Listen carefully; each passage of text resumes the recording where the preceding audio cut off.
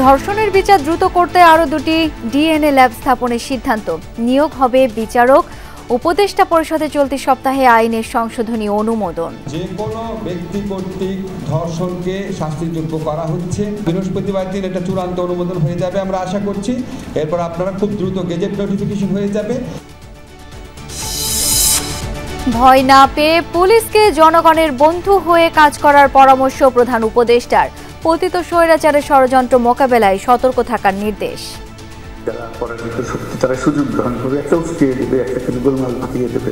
যতই নির্বাচন কাছে আসবে ততই তীব্রতর হবে, কেন পরিবর্তন হয়ে গেলে আবার তারা মনে করবে যে আমরা আরেকবার পরাজিত হয়ে গেলাম।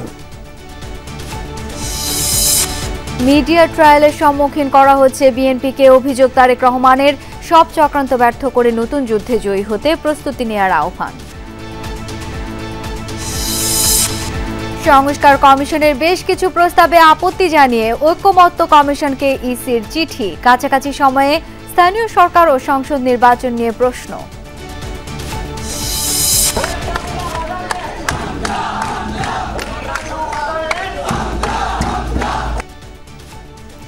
দেশে এসে সমর্থকদের উষ্ণ ভালোবাসায় সিক্ত ফুটবলার হামজা চৌধুরী। শিলংয়ে জাতীয় দলের জার্সিতে মাঠে নামার অপেক্ষা। আমরা উইন করব। আমরা বিগ ড্রিমস আছে আমরা বাংলাদেশের সঙ্গে। আমি কোচ হাভিয়ার সঙ্গে ম্যাচি বুতা আর ইনশাআল্লাহ আমরা উইন করে প্রোগ্রেস করতে পারবো। টিকা কেনার নামে সালমান ও বেক্সিমকোর বিরুদ্ধে 22,000 কোটি টাকা আত্মসাতের অভিযোগ। তদন্ত শুরুর কথা জানালো দুদক।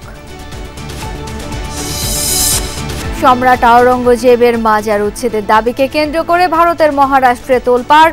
বজরং দল ও বিশ্ব হিন্দু পরিষদের বিক্ষোভের ঘোষণায় উত্তেজনা।